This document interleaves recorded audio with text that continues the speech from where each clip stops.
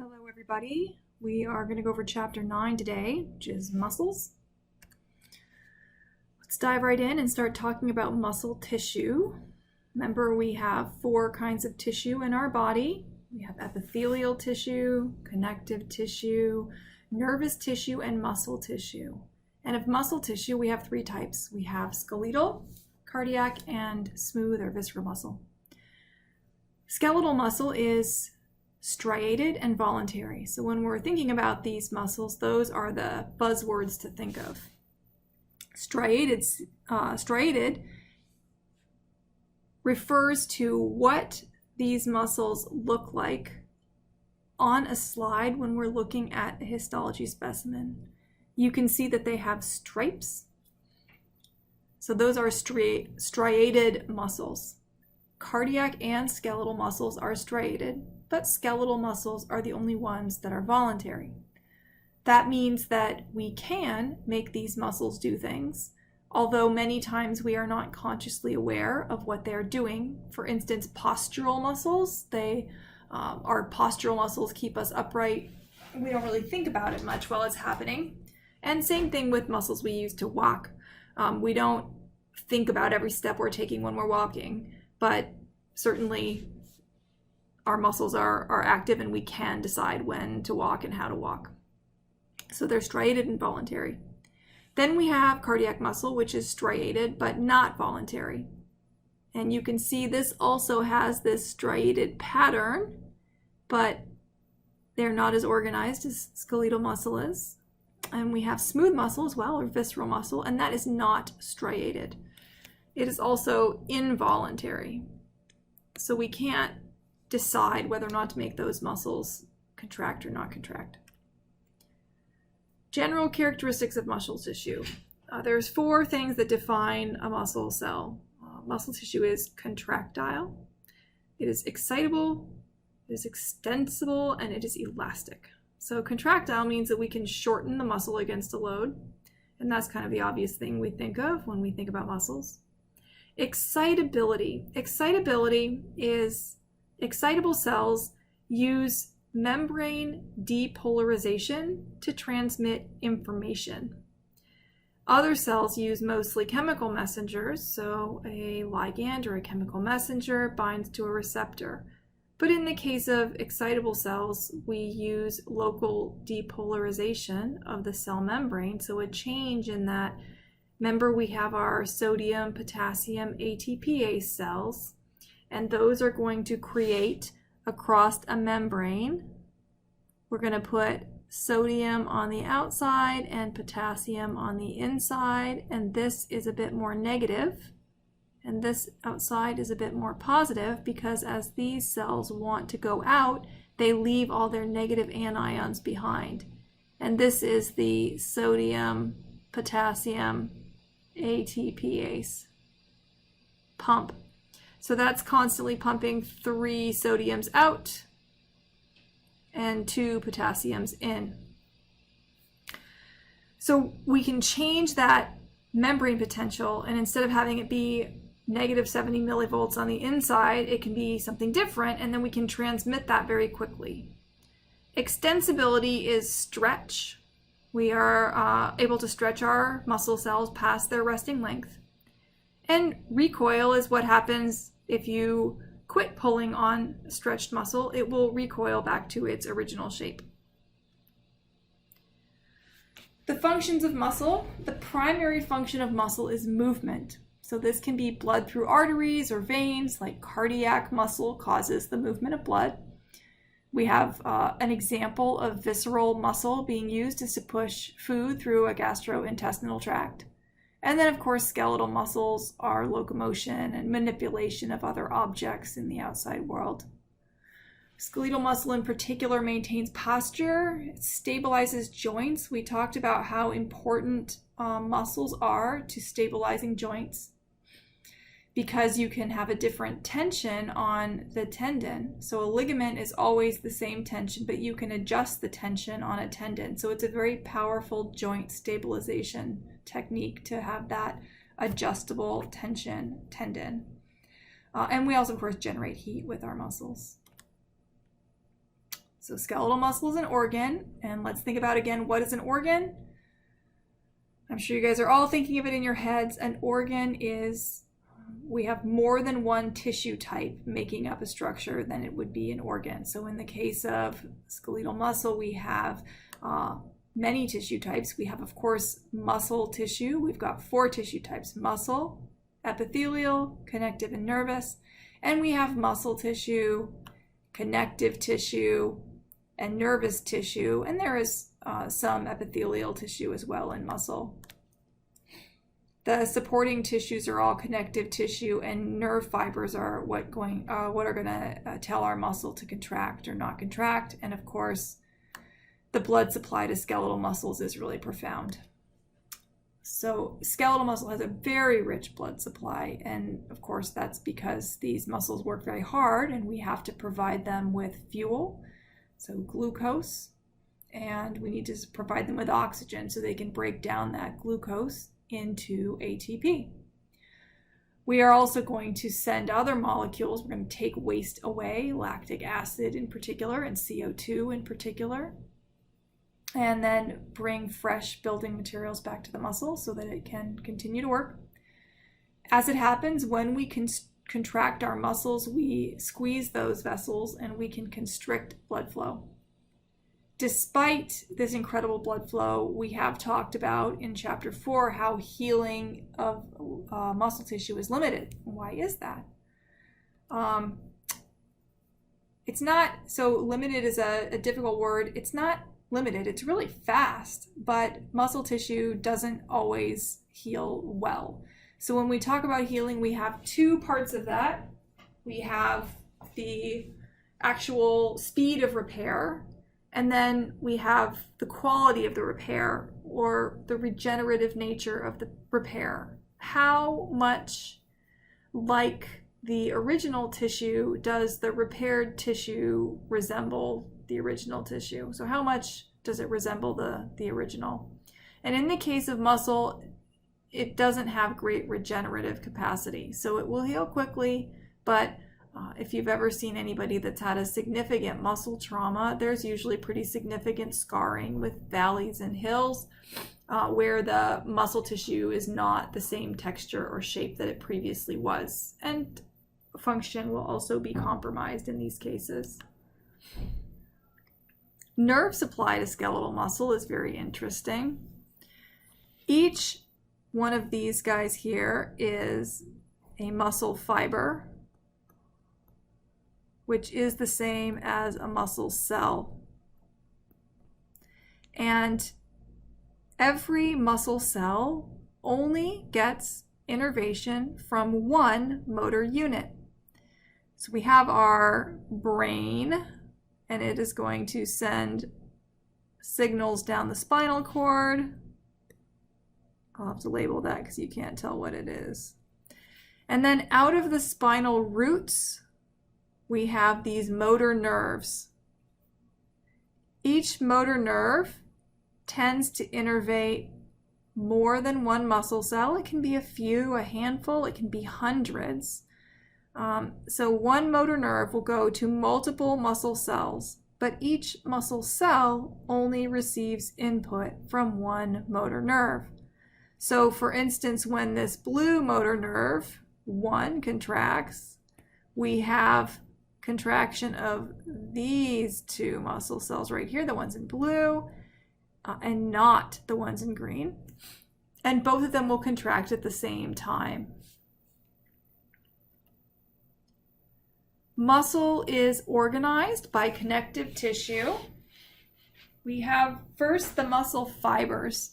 So if you look at that blue arrow, each one of those fiber-like myofibrils is comprising altogether one muscle cell. So the individual myofibrils are joined together to form one muscle cell. The endomysium is a wispy areolar connective tissue, loose connective tissue proper, and it is going to circle around these myofibrils to surround one muscle fiber. And note that the muscle fiber, which is the same thing as a muscle cell, is multinucleate. So there's multiple nuclei in one of these cells. Each cell, remember, has an endomysium, and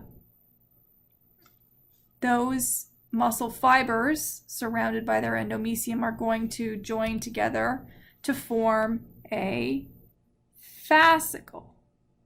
So a fascicle is multiple muscle cells bound together by a perimysium. Peri is around, many muscle fibers. In this case, we've got 1, 2, 3, 4, 5, 10, 15, 20, 25, whatever, somewhere in the 30-ish range of muscle cells in this fascicle. So this one fascicle has about 30 muscle cells, and the perimysium is dense, irregular connective tissue.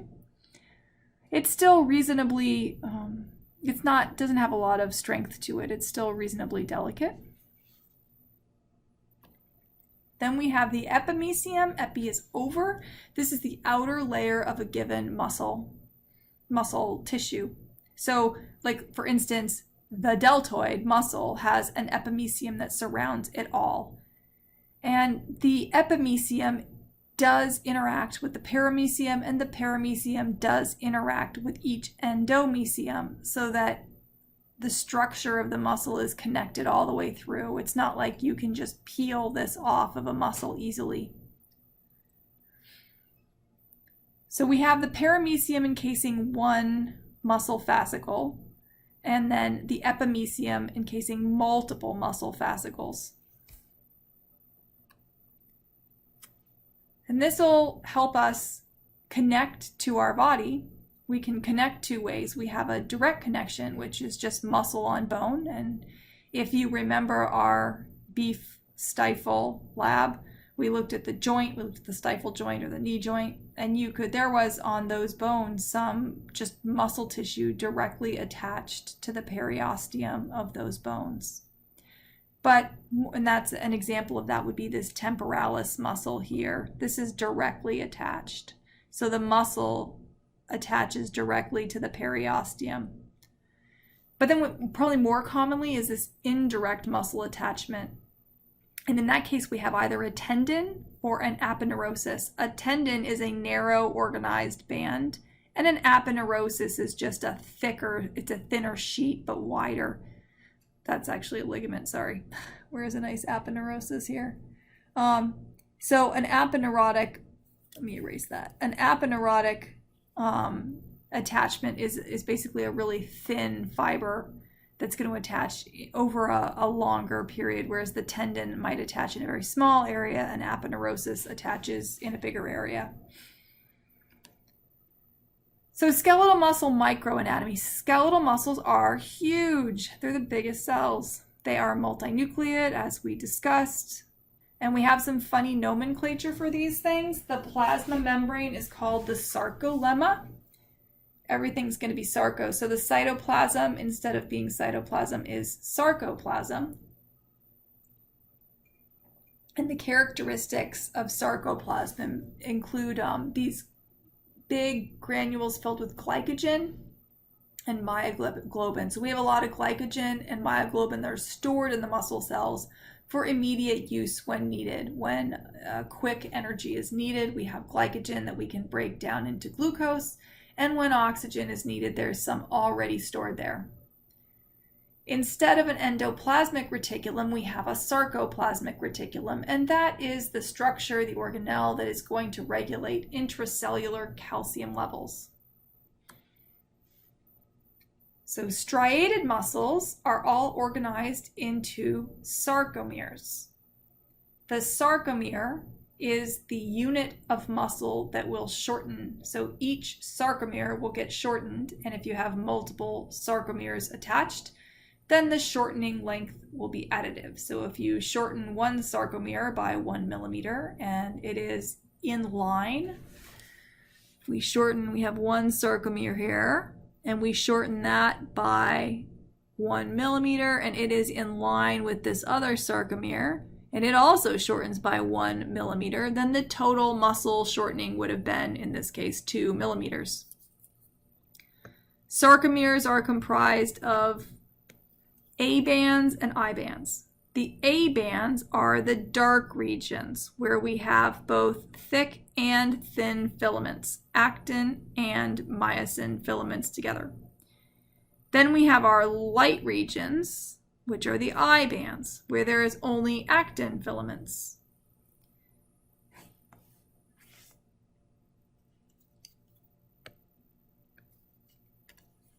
Here's another, this is a picture of a histologic picture of a sarcomere, so at the cellular level. And here we have our dark A band, and then our light I band. Now in the middle of this A band, we have an M line. Sorry, it got put over here. The M line is where myosin attaches. So myosin attaches at all these M lines.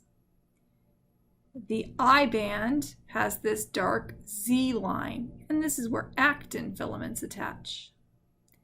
There's a lighter area here.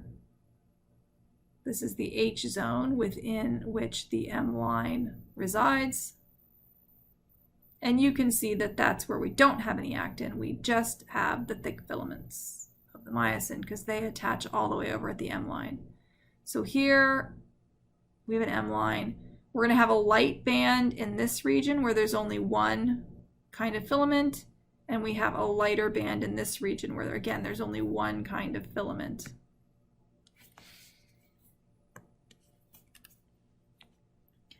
Thick filaments are myosin. They run the entire length of that dark A band. And thin filaments are actin. And the actin attaches at the Z anchors in the I zone. Myosin is a bunch of myosin molecules put together. And we have this globular head and then a long tail. And we end up with lots of these long tails all running together, and then lots of heads all at one side. So the heads are all going to be in one region, and all the tails come out on the other side to form the other part of it. So you can kind of see in this picture, see how all our heads are up here, and then just filament makes up this middle region. Actin, on the other hand, is individual subunits that are wound together into this vaguely helical shape. Each actin subunit has an active site. That is where myosin will bind. The myosin head will interact with the actin active site. The myosin molecules will join, often hundreds of them, something, whatever, 250, 350 myosin molecules together to form one of these thick filaments. And the very tip of it is where we see the head. Actin is symmetric. There's no head sticking out. It's the same everywhere. And these active sites on actin are usually covered by tropomyosin. So tropomyosin is this long filament that covers all those active sites and keeps them from being bound by myosin. Once you have an available active site, myosin will bind there. Troponin is another protein that holds on to the tropomyosin molecule. And in the presence of calcium, troponin will pull that tropomyosin off the active site, exposing it to be bound, to be available to be bound by myosin. So actin, the subunits, as soon as they're available, they'll be bound. They're usually not available because tropomyosin is covering them. And troponin is what makes them available by pulling the tropomyosin away. And that will happen when troponin is bound to calcium. calcium is going to flood into and then be pumped out of the sarcoplasm by the sarcoplasmic reticulum. The sarcoplasmic reticulum is the storage, the organelle that stores calcium. Typically, we have very low levels of calcium in the sarcoplasm because it's all been pumped back into the sarcoplasmic reticulum. And that process does require ATP to move calcium up a concentration gradient. We have these T tubules, these yellow guys right here, and you see how these flood in and around every muscle cell, so that when we flood calcium into the sarcoplasmic reticulum of one little myofibril, all the myofibrils will be flooded with calcium at the same time, and all of the myofibrils will contract simultaneously. So what causes this calcium to come out of or go back into the sarcoplasmic reticulum? In the case of this excitable muscle cell, depolarization of the cell membrane will cause calcium to flood out of the sarcoplasmic reticulum. This is going to be stimulated by a nerve impulse. Those T-tubule channels are going to extend between all the into the muscle cell, so between all the myofibrils, so that they all contract at the same time. So we have depolarization of the sarcolemma, which is a change in the membrane potential of the plasma membrane of the muscle cell. That causes a release of calcium from the sarcoplasmic reticulum. When calcium is released, it's going to interact with troponin. And troponin, when it is bound with calcium, will change shape and pull tropomyosin off of actin's active sites. Myosin heads then bind actin, and they change shape as they do, moving the actin thin filaments across the myosin thick filaments and shortening the sarcomere.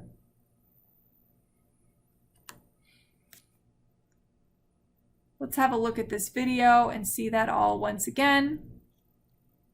We're going to be looking for the interaction of the thick filaments which is myosin, with the thin filaments. You use muscles every day to do activities. Of alternating thick and thin protein filaments, giving skeletal muscle its striated appearance. The muscle contracts when these filaments slide past each other. The thick filaments are myosin, which are anchored at the center of the sarcomere, called the M line. The thin filaments are composed of the protein actin, which are anchored to the Z lines on the outer edges of the sarcomere. Because the actin filaments are anchored to the Z lines, the sarcomere shortens from both sides when actin filaments slide along the myosin filaments.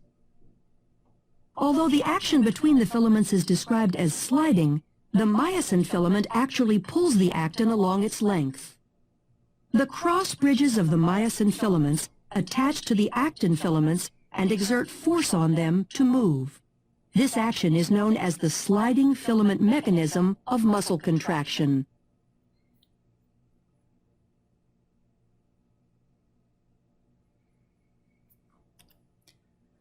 All right, so that's what happens to the fibers, and let's talk about the depolarization and how that happens. An action potential is what is going to cause depolarization to happen, and that action potential comes from a nerve. Remember, nerves and muscle cells are excitable. They can respond to stimuli by changing their resting membrane potential, but they can only change their own resting membrane potential. So the excitable nerve cell has to be able to excite a muscle cell, and for that there has to be a chemical transmission between the two, which is a chemical messenger.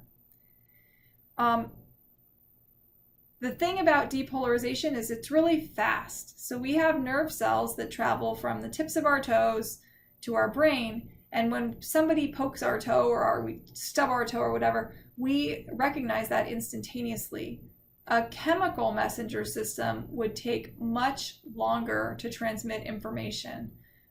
It's still fast. So if, for instance, you are given a medication IV, like a sedative or morphine or something, it takes effect really quickly by traveling through the vascular system long distances and then, remember, diffusing out at the capillary level. But that is not nearly as fast as neurotransmission through these excitable cells that change their membrane potential.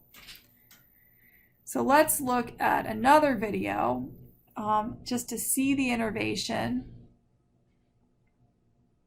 I think it was somewhere right around here. You can see these nerve cells, the motor unit nerve cells coming in, maybe. And muscles will contract or relax when they receive signals from the nervous system. so here is an action potential or membrane depolarization traveling down this neuron, and then the nerve is going to release. A neuromuscular junction is the site of the signal exchange. This is where the synaptic bulb of an axon terminal and muscle fiber connect. Muscle fiber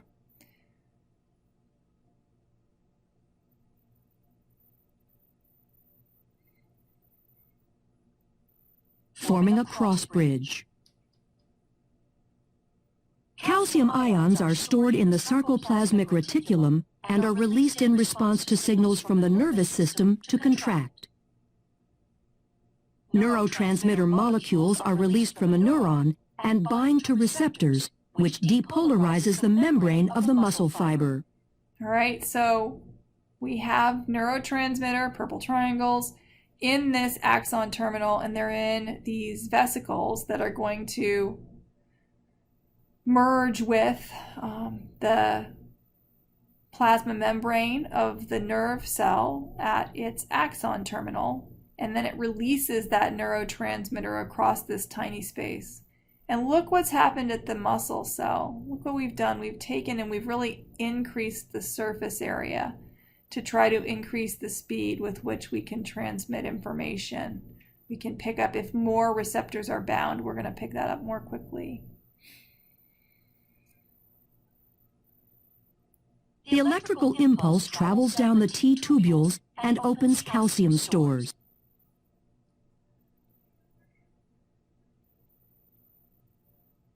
Oh, what have I done here?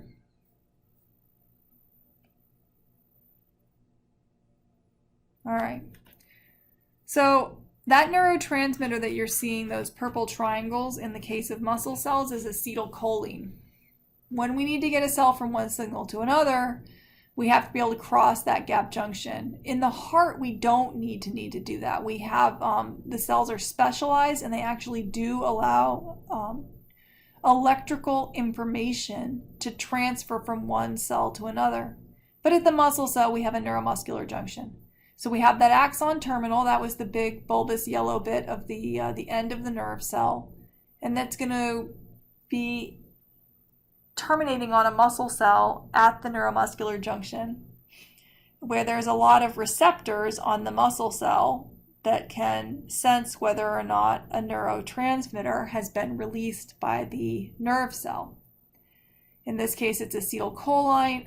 It's released into that synaptic space there, and then it diffuses across to receptors on the sarcolemma. And then those initiate this local depolarization. So here's just a picture of, a representation of these vesicles filled with neurotransmitter that then merge with the plasma membrane and release their contents into the neuromuscular junction. So once that happens, and these receptors are actually both acetylcholine receptors and their ion channels. And so what they do is they allow, remember this is inside the cell, so we have a lot of potassium. In this case, we also have a lot of calcium. And then outside the cell, we would have sodium. And so we have that gradient where it's more negative in here. And this positive calcium is going to rush out through these channels and not into the nerve cell, out somewhere.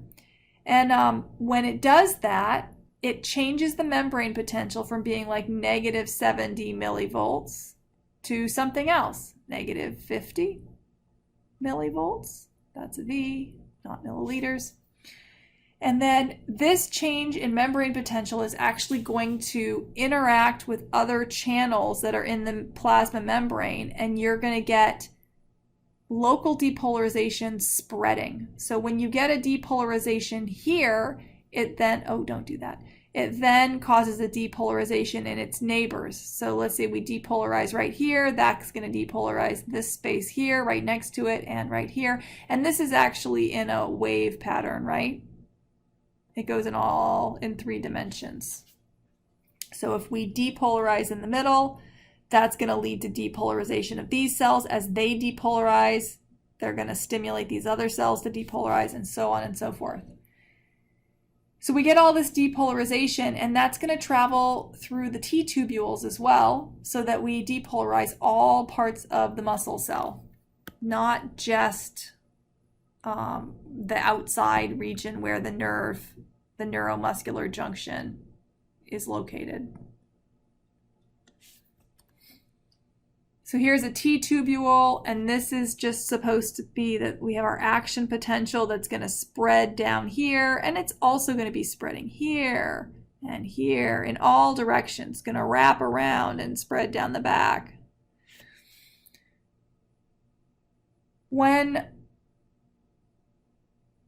All right, there we go. So we have homogeneous depolarization everywhere is the plan. And when we depolarize, that is what stimulates our sarcoplasmic reticulum here.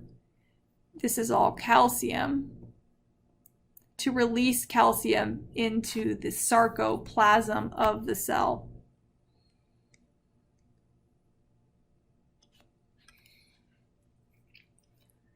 So let's see how this can happen. We have, remember, which pump creates that negative 70 millivolt depolarization. I hope you are all saying to yourself, it's the sodium potassium ATPase. Because we have that electrical gradient, when we open ion channels, we can get fast diffusion, in this case of calcium, down those gradients. That's going to change our membrane potential from, we're usually at negative 70, we could be up at negative 90 in some cells. It's going to make it positive in some cases.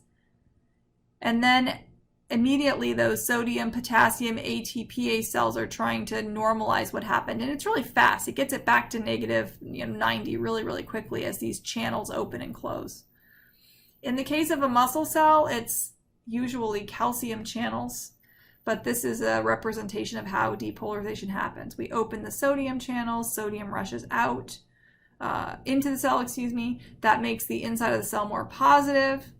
And then as we close those channels and we open up potassium channels, now potassium is really high in the cell, it's going to rush out. As it rushes out, it leaves all those negative anions behind, and we get more negative inside the cell again.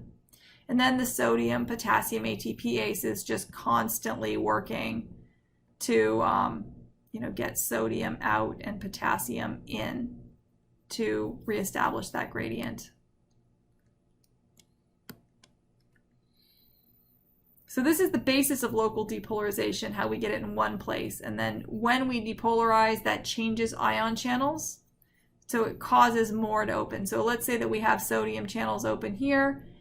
The cells all around this now are also going to want to open their sodium channels in response to that depolarization. So let's talk about why these things are important sometimes.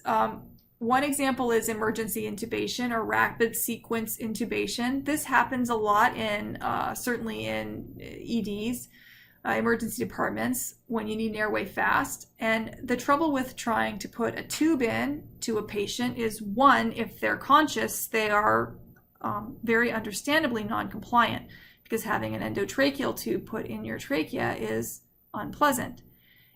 Even if they're not conscious, there's these physiologic airway responses. When you touch the larynx, you get laryngospasm. And retching, even when you're not horribly conscious, there's certainly things that patients have limited control over. And then you can get aspiration as well. If you're really messing around trying to get an ET tube in, you can get some aspiration into the lungs. Some of these patients are too ill to be sedated or anesthetized, and so we really need to get an airway quickly to be able to save them sometimes. There's two popular drugs that do this, and we use succinylcholine and we use rocuronium. And both of these are going to act on that neuromuscular junction. In the case of succinylcholine, it's depolarizing. So it opens those channels and leaves them open so that the membrane is depolarized. This is really fast. You get almost complete paralysis. It's going to bind to those acetylcholine receptors and keep those channels open for a short period of time. But during that period of time, there is almost no movement whatsoever. So you're going to paralyze all the muscles of the larynx and the pharynx, and you can pass your tube quickly. Rocuronium is similar, but it's non-depolarizing, so it's going to bind to those acetylcholine receptors in the neuromuscular junction, and it's going to keep them closed. So we maintain our membrane potential, the negative 70 millivolts that we have across the membrane. This is more of a muscle relaxant, a profound one, but it does not have the same profound effect that succinylcholine does. So this is a acetylcholine receptor. In the case of succinylcholine, we are going to make this channel open the whole time. Here you can see the scope that they're going to use. This is the blade. This is a laryngoscope. Here's our ET tube. And they're, remember, going to push the tongue and then the epiglottis down to reveal the trachea surrounded by the vocal folds before putting in that tube.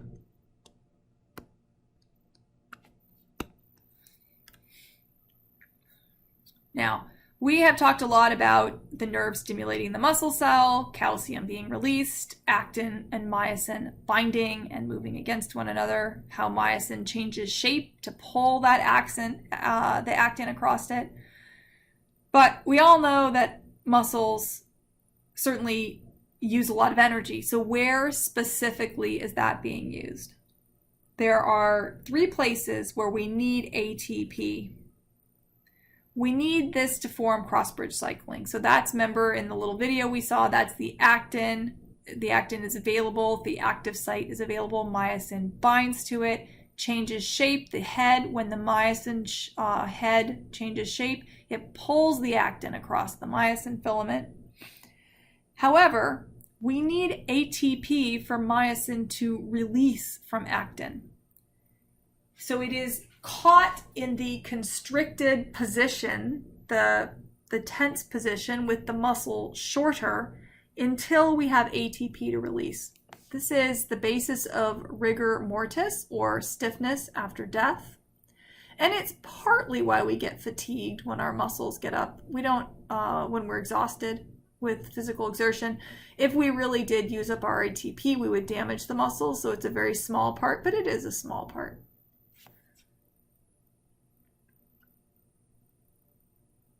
Here are some videos. You're welcome to look at them. I think you have a code that you can sign in and see them. I can post some of them.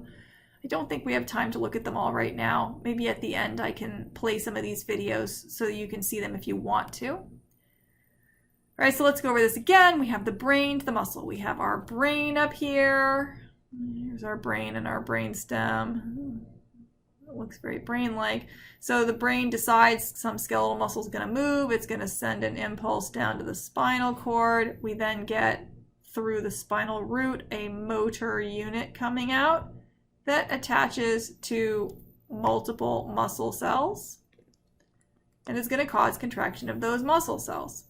The action potential that travels down the nerve is going to travel really quickly from the nerve It's going to diffuse really quickly at the neuromuscular junction, but not as quick as an action potential. And then we have another action potential starting in the nerve cell that's going to spread along the length of the nerve.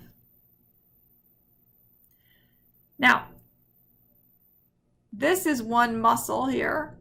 This muscle has many motor units that innervate its muscle cells. I'm just going to say that one more time. Each muscle has multiple motor units. So we might have, 20, 30, 50 motor units that all come out and stimulate different muscle cells, okay? This allows graded stimulation of the muscle. This means that multiple motor neurons will travel out, but when you stimulate one motor unit, you're only contracting some of the muscle cells. Now, every time you cause one muscle cell to contract, he's going to contract fully. He's going to give it all he's got. That's all he can do. He can contract or not contract. He doesn't know any halfway. So if we stimulated all the muscle cells to contract, we would get this maximal contraction every time. But we don't want that. We want to be able to use very gentle movements with very little force, or to be able to use more force. So we have multiple motor units. Some of them stimulate just a few fibers, and those are typically initiated first. And then as you need more and more strength, you recruit more and more motor units that are going to fire and cause more and more muscle fibers, muscle cells, to contract. Here's this is actually a photomicrograph of a motor unit, and see how he comes down here to multiple muscle cells, and those are the neuromuscular junctions that he comes down to on each of those muscle cells to attach. So it's just one motor unit. It can be just a couple cells, or we can have hundreds of cells. So one motor neuron can either innervate just a few or can innervate lots of cells. When we contract a muscle, we call it a twitch. And if we measure force, we can make tracings of muscle twitches. So we have a motor unit that's going to come down, and initially that first stimulus is called the latent period because nothing happens here. So we stimulate right here, and then we get this period where nothing happens. And then we start to get an increasing period of contraction. And the reason for this is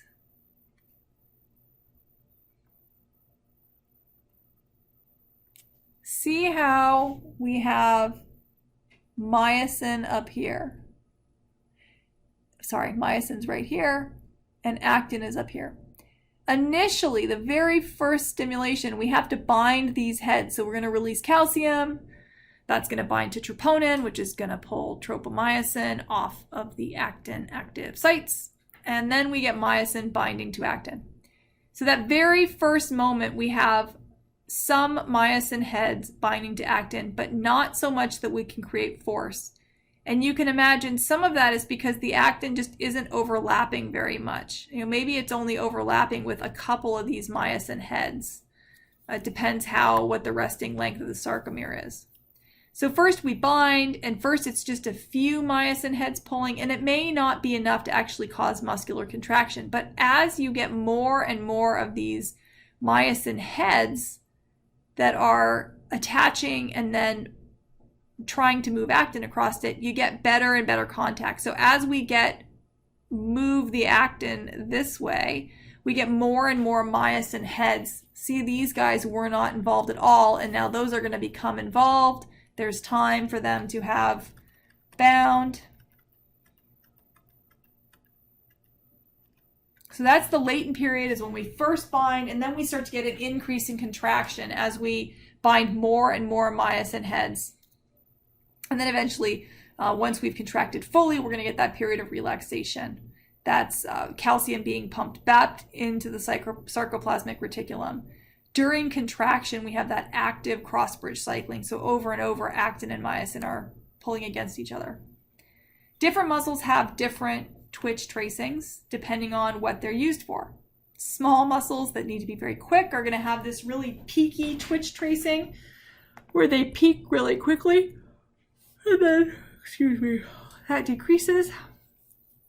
Slower muscles, gastrocs and soleus, those are the calf muscles. Those need to contract for a slower period of time, but with more power. So the total amount of power, the total amount of area under the curve is much greater with this guy than it is just with that guy right there. So small muscles produce a small amount of power, but they do it quickly. Now, graded muscle contractions, remember, we have the motor units. They're not all contracting at the same time. And this asynchronous contraction is what allows smooth movements. So typically, the very beginning, we're just going to, recruit a few fibers to contract. And then we're going to get more and more to get the contraction stronger. We can get graded responses in two ways. We can either stimulate the nerve cells to then stimulate the muscle cells more frequently, and we can also change the number of of muscle cells being stimulated. So increase the number of motor units, which in turn increases the number of motor cells, of muscle cells being stimulated. So temporal summation is when you stimulate more quickly. Temporal's time. So you, instead of stimulating, 5 times in a second, you stimulate 10 times in a second. And then increasing the number of motor units is recruitment. And so that's going to happen when the strength of the stimulus increases. So when you try harder to recruit more fibers. Now, interestingly, there's things that some athletes will do to increase recruitment. And one of the things that seems to help is if you have people in a lab, like a human performance lab, and you're asking them to, for instance, contract maximally against a weight or pedal as hard as they can on a bicycle. They will get to what they consider their maximum. They're trying their hardest. And then if you bring in other students and everybody starts screaming at the top of your lungs, go, go, go, go, come on, come on, they actually can recruit a few more fibers. And so there's something that happens, there's some other pathway in the brain that's allowing increased recruitment, either temporal summation or additional recruitment of fibers. I'm guessing it's more temporal summation. And we don't really know exactly why, but it does help. It helps a little bit. And sometimes athletes will do this on their own. Just yelling on their own seems to help some athletes to get that final bit of recruitment. So you'll see weightlifters that'll grunt every time or make some other weird noise. And that seems to, those kind of guttural noises seem to help power a bit. So temporal summation. Now, here is one stimulus. And we might go up here. And then if this was just one, we'd come back down. But if we stimulate again before we've gotten back down to the threshold level, we didn't start at 0, we started at, some positive number, 2, whatever it is, 3, 5, 10, 20. And so we stimulate on top of that and we get higher than we did the first time. And then we start traveling back down, but we're even further from baseline. So we stimulate again, we go higher yet. And this is because there is not enough time to resorb all the calcium back into the sarcoplasmic reticulum. So we get more and more calcium in the sarcolemma. So the force from one contraction isn't actually gone by the time we stimulate a second, and we can get more and more contraction. Ultimately, you can get this unfused tetanus, this kind of quivering tetanus up here, where it's a maximal contraction that you're holding.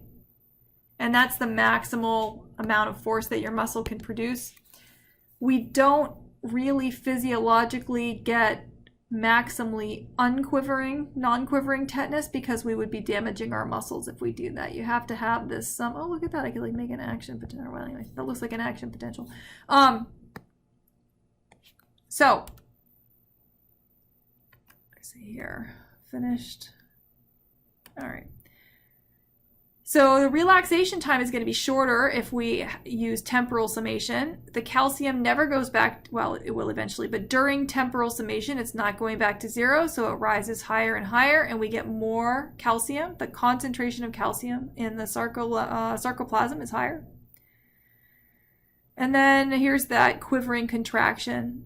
This is an example of fused tetanus, and this is where you get damage. So we don't, our muscles will stop contracting before that happens. If you stimulate only a few muscle fibers, you may never reach that threshold of stimulus where you can observe a contraction against a load. It may not be enough to move an arm or even shorten the muscle at all. But as you add more and more motor units, and thus you stimulate more and more muscle fibers, you will start to see a stronger and stronger contraction. Maximal stimulus is the strongest stimulus that increases contractile force. Once we can no longer increase contractile force, we're at maximal stimulus. And more recruitment wouldn't be helpful. Your muscles are doing everything it can do. So let's talk about more. In this case, it's not drugs, it's toxins.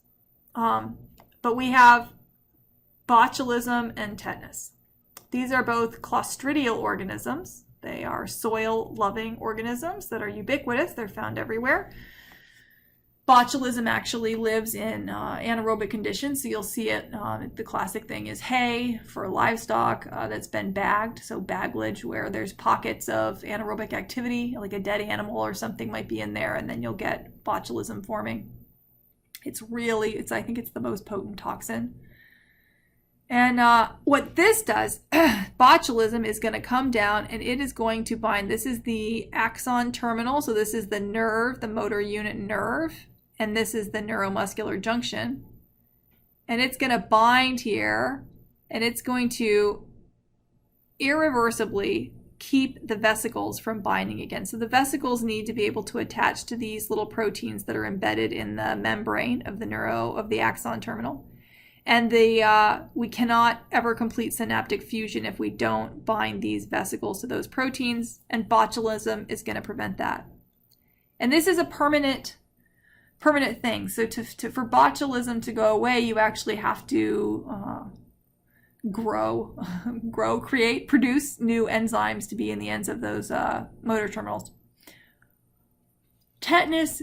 So this stops. There's no acetylcholine acting here. So what do we think we see?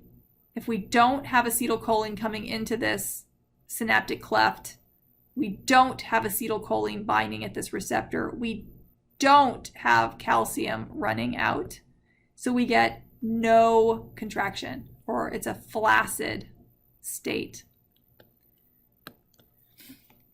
Tetanus is the other end of the spectrum. Again, this is permanent. So for tetanus, to fix tetanus, you have to get new receptors. But in this case, you're going to get continuous stimulation. So it's going to bind these acetylcholine receptors, and it's going to keep them permanently open. So not unlike succinylcholine.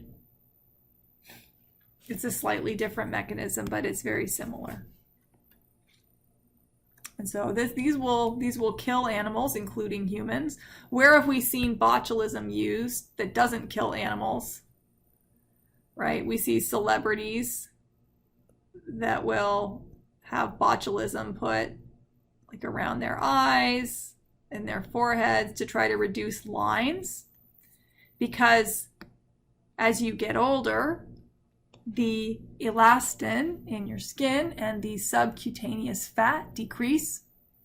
So now when muscles in your head pull on the tissues in your head, it makes more obvious wrinkles.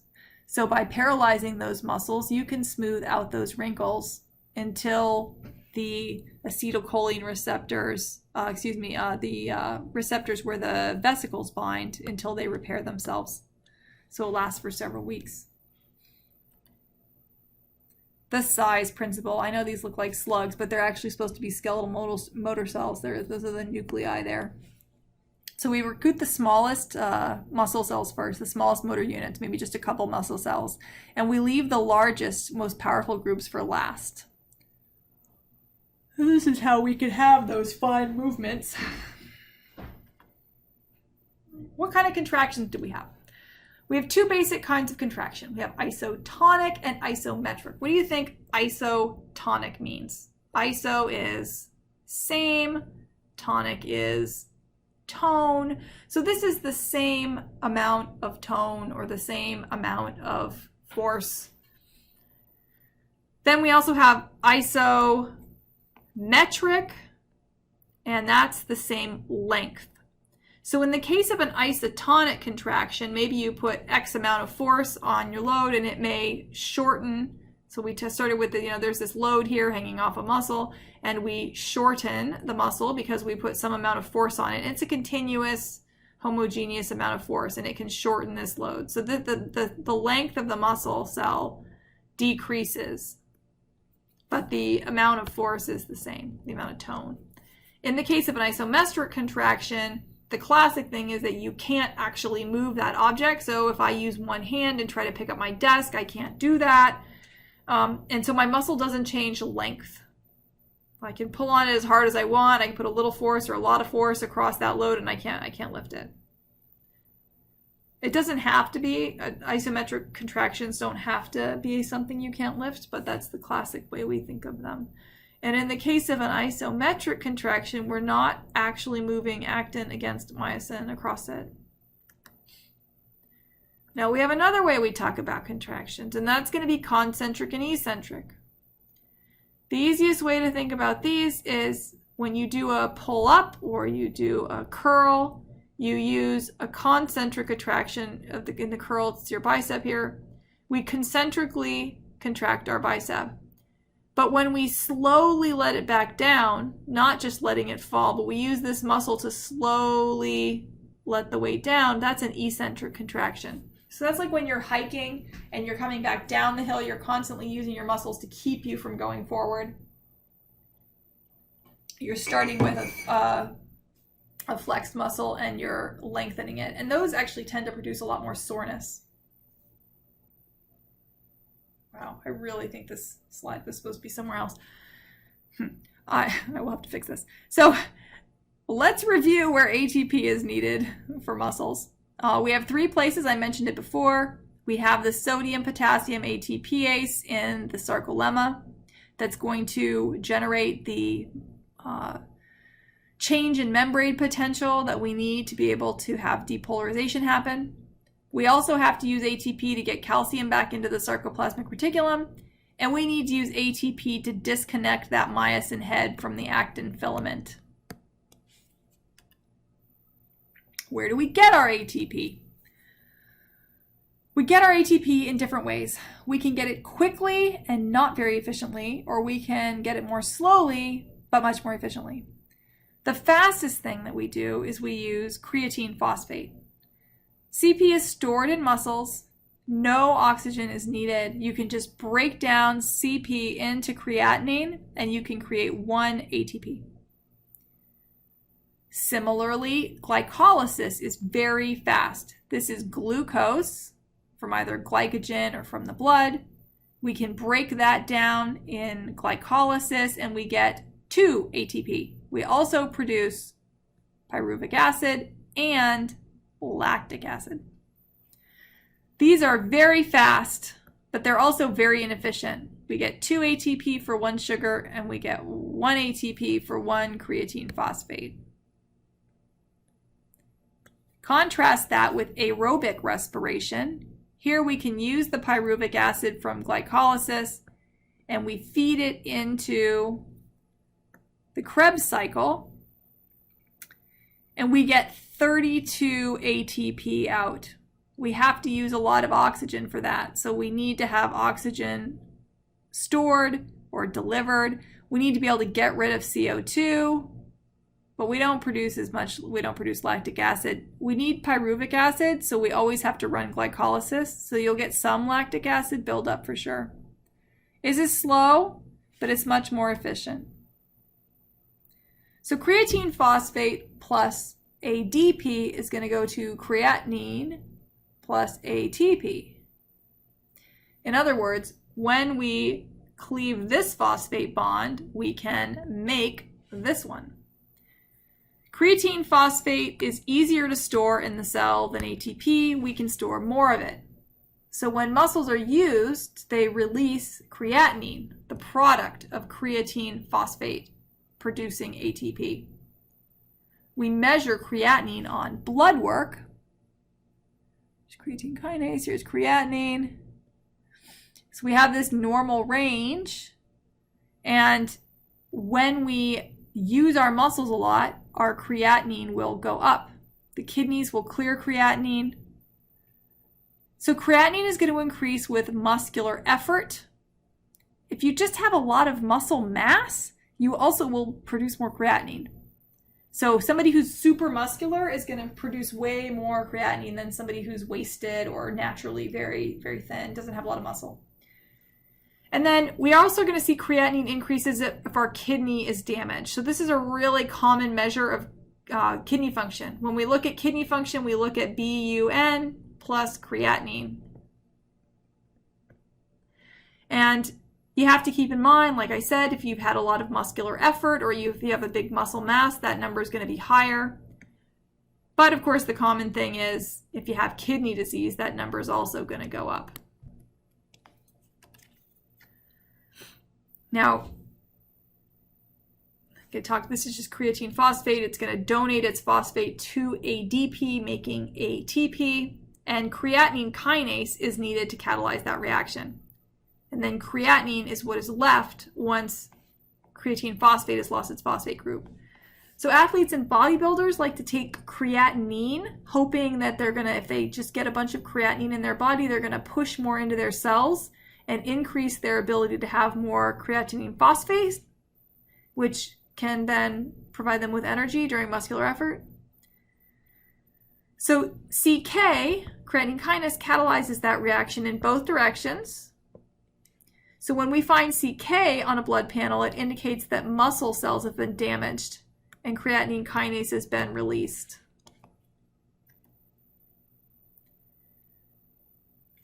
Here is glycolysis. Again, we're producing 2 ATP. It's fast. We're also going to produce lactic acid.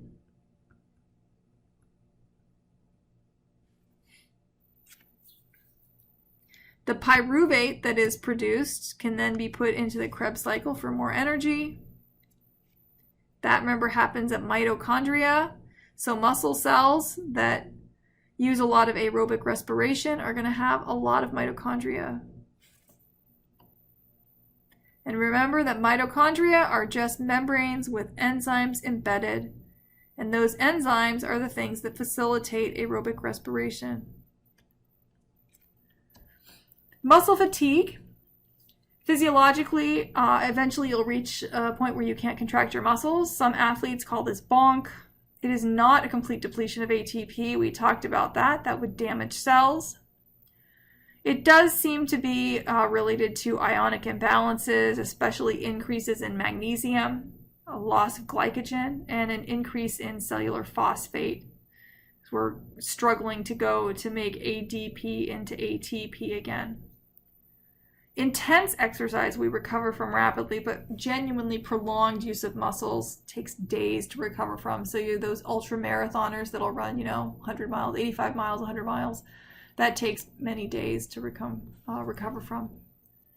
Now remember, when we use creatine phosphate or glycolysis, we don't use oxygen, but all of that has to be made up. Every time we run glycolysis, we're producing lactic acid, and we need to get rid of that lactic acid. And so it's always ultimately going to take oxygen. So at the end of exercise, if you've used a lot of anaerobic mechanisms, you're going to have to keep using oxygen until you deal with all the products, until you replenish your cell's stores of myoglobin that is bound to oxygen. So it all has to be replenished. There's this, what we call an oxygen debt or an oxygen deficit that occurs, and you're just going to breathe more after you exercise until you've recreated your steady state in the muscles. Forces of muscular contraction. The number of actin-myosin cross bridges formed are affected by lots of things. The frequency of stimulation, the number, so that's the temporal summation. Number of fibers recruited, that's recruitment. When we're recruiting, are we recruiting just a motor unit that has only a few muscle fibers or one that has many? And then how much the muscle was stretched to begin with. So we have this kind of resting length, which is optimal. But if you have a muscle that's really stretched to begin with, it just has barely any overlap of the actin and myosin heads. And it's going to take a lot more effort to try to get those. You're going to have to engage a lot more muscle cells, a tiny little bit, to get them to start pulling actin across the myosin.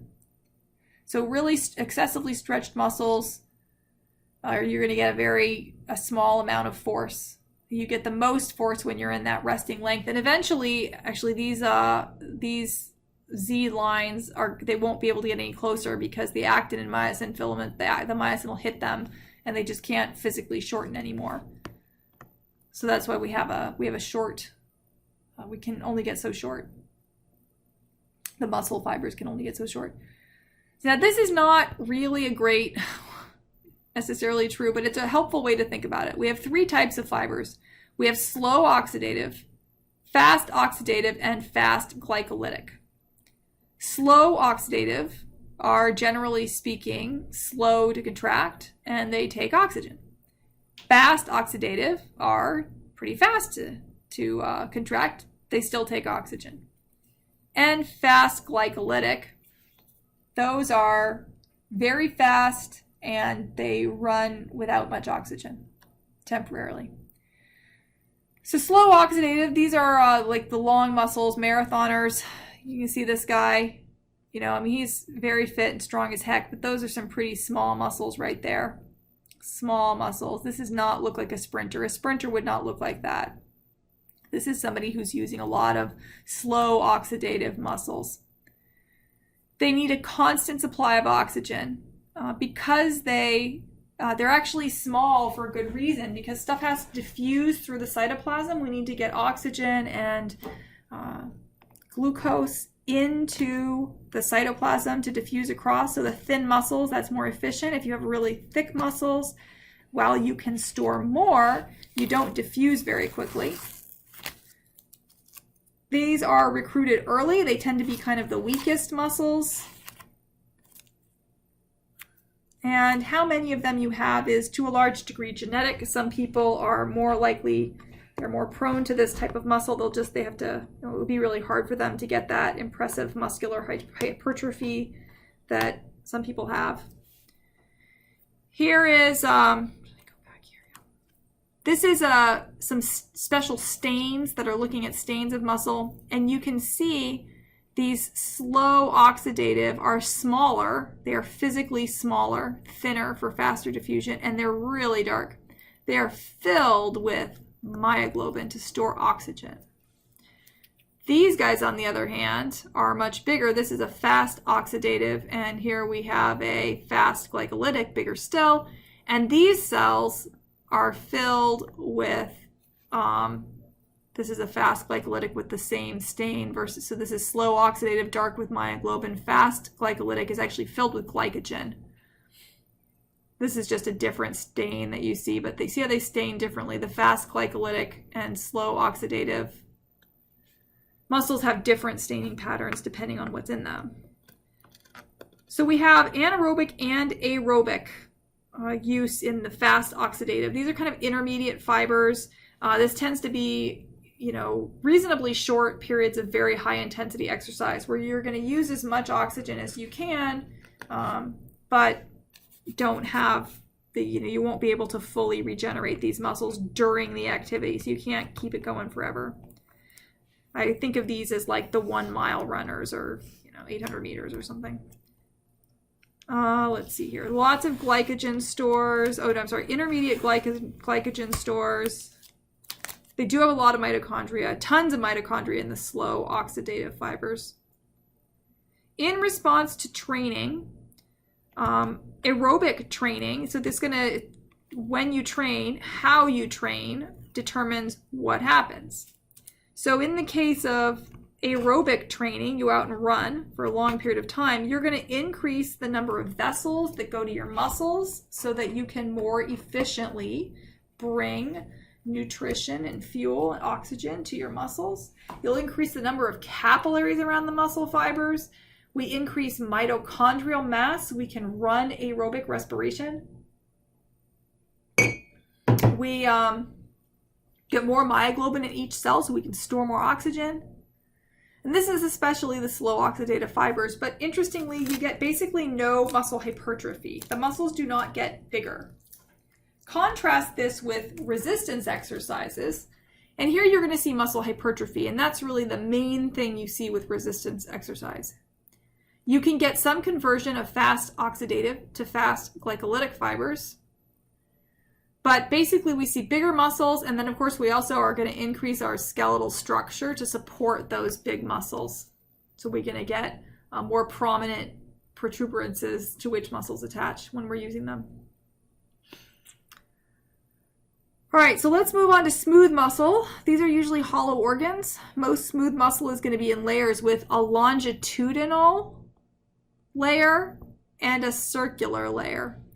That way we can propel things down the hollow organ, and then we can also smush it within the hollow organ. This is going to help in the gastrointestinal tract, move things forward, and also churn them around. Smooth muscle does not have the same regulatory protein.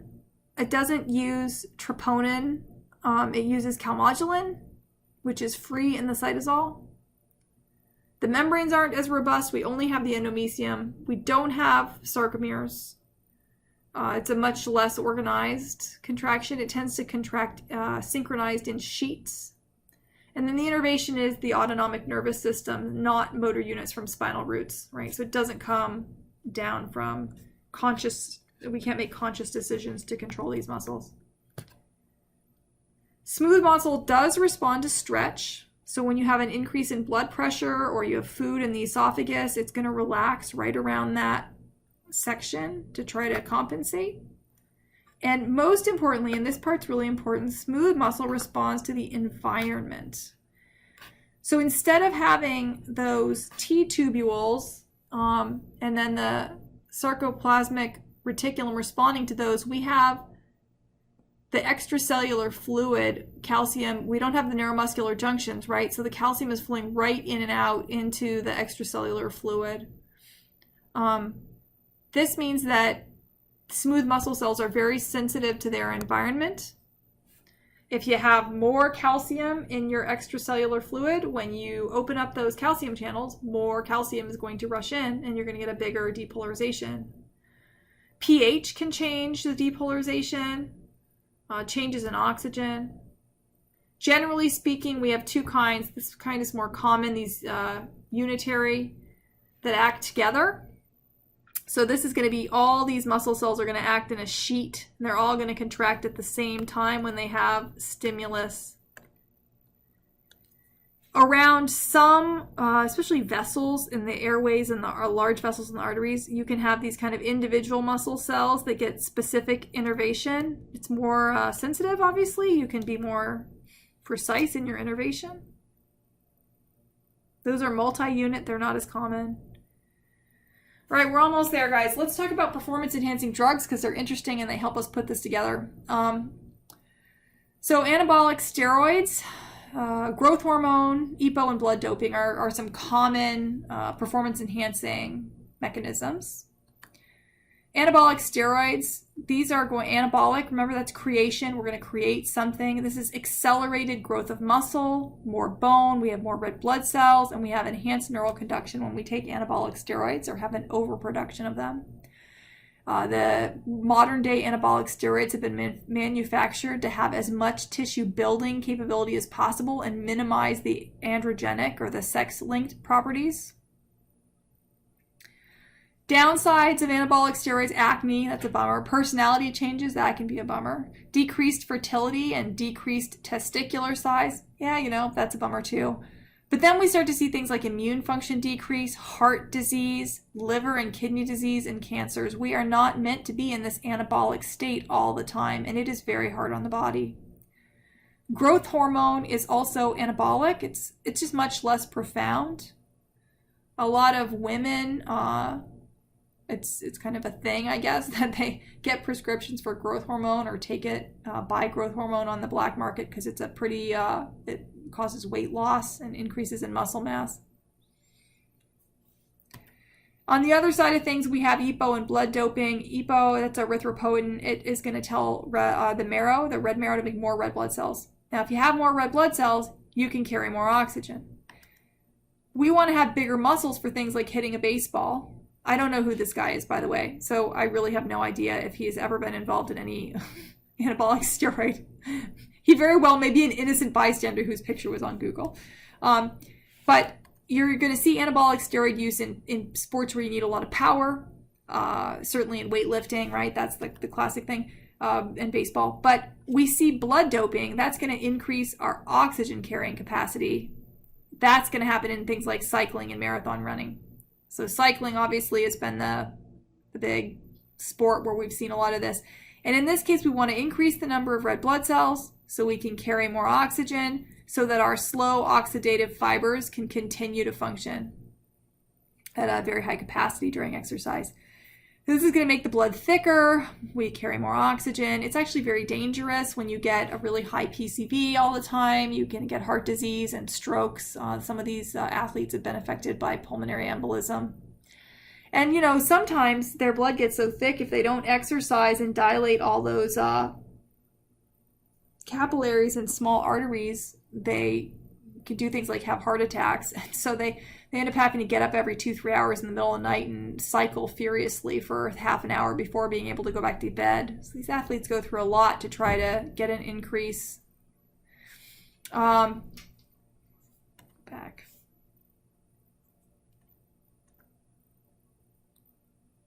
The only other thing I want to mention is, we talk about how unfair this is. And, if we think about this physiologically, some people say, well, why not just let athletes do whatever they want? But it's really not a fair thing to ask an athlete who wants to be competitive to take these risks with his or her health. So that is why we focus on trying to minimize blood doping and use of performance-enhancing substances. So anyway, friends, that is the end of chapter 9.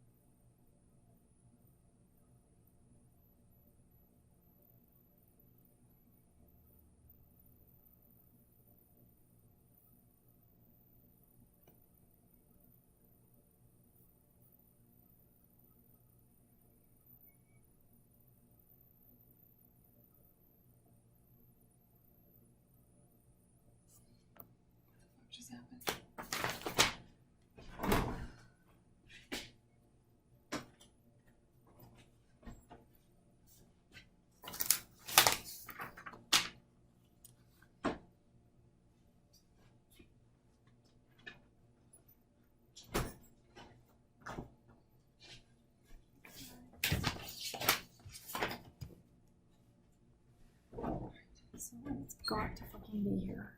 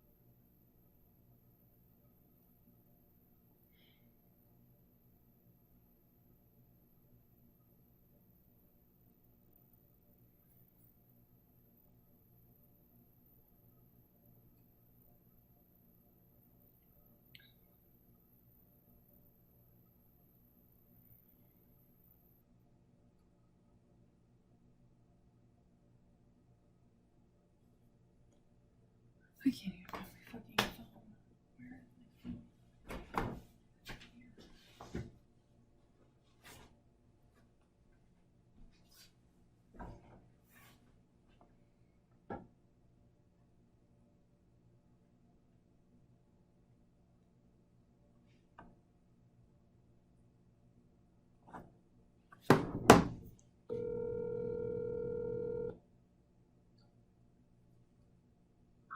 Hi.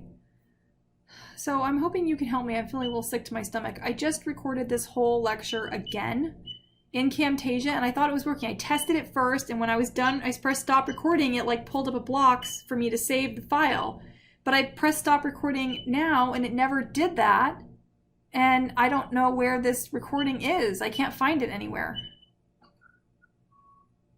You can't find the recording in Camtasia? No, I don't even know. Like, I don't know where it's supposed to be. So I guess I'm gonna have to mess around with it. It probably has the default folder where it puts stuff. I looked online. I found the default folder, and there's nothing in it. Oh, wait, hold on. 208. No, that can't be it. Shit. I mean, what I would do, this is what I would do, is I would record like a 1 minute lecture and just make sure it all worked. I did do that, and when I was done, when I pressed done, it worked fine. And it said, oh, and then I gave it a name and I saved it here. But when I pressed done on the big one, it never gave me that option. Jesus fucking Christ, I don't know. I mean, Camtasia I haven't really used. I have access to it, I sort of plan to use it. All right, I'll try Michelle. I haven't never actually used it. I guess I'll try Michelle. This maybe it's possible that I have found it. All right. Okay. So I'm going to be ready to go probably pretty soon. All right, fine. All right. Bye. Bye. So where is this? At the local temp. Users HFE at local temp.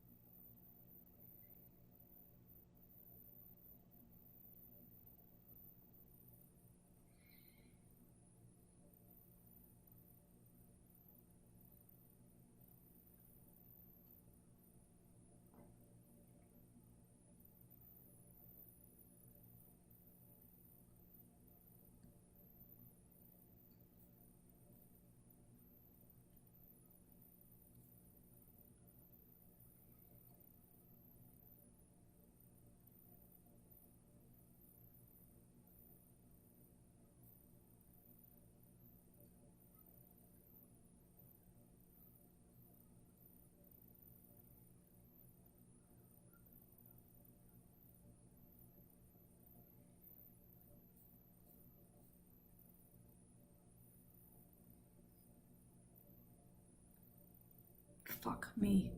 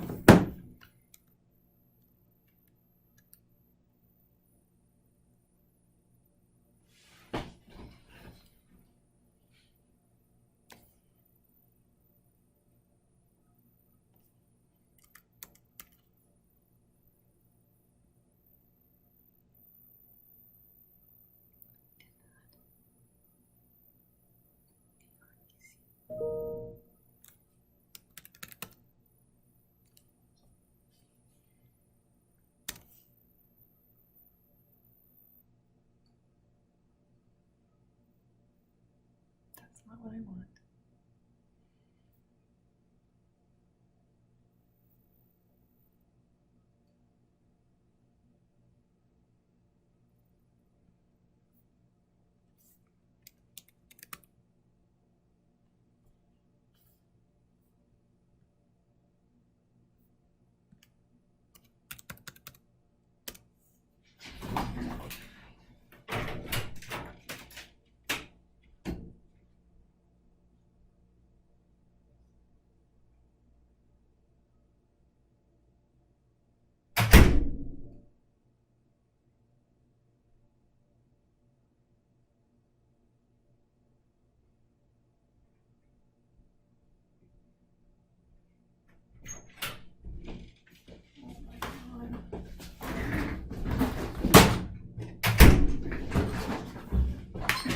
Use that.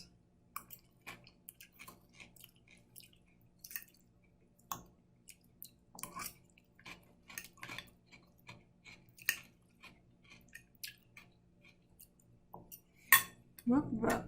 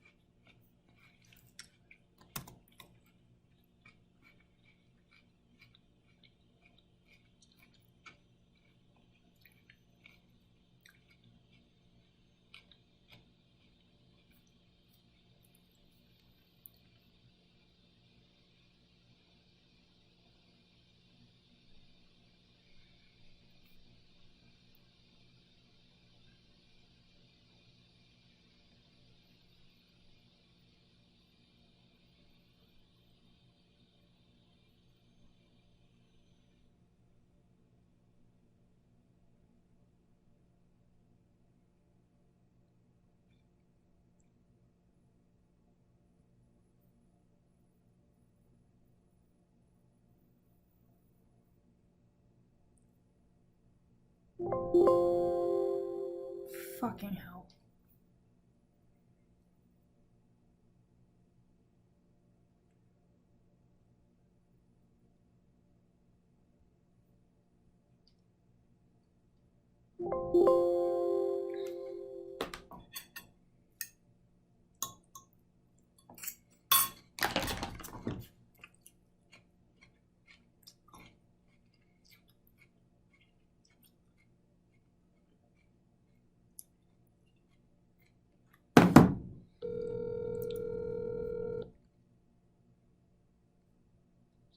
Hello.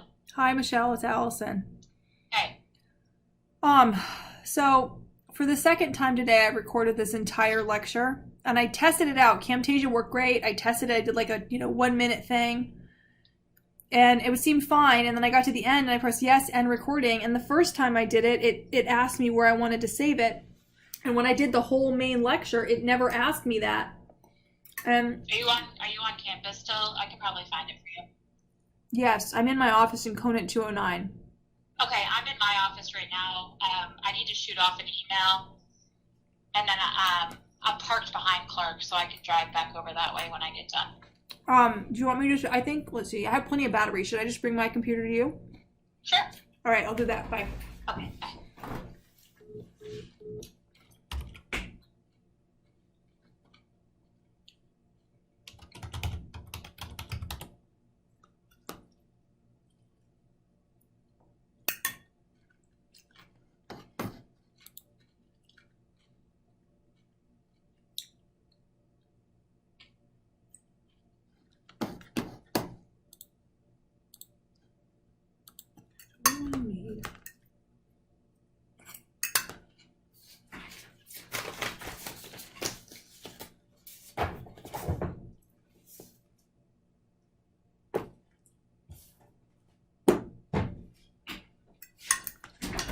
I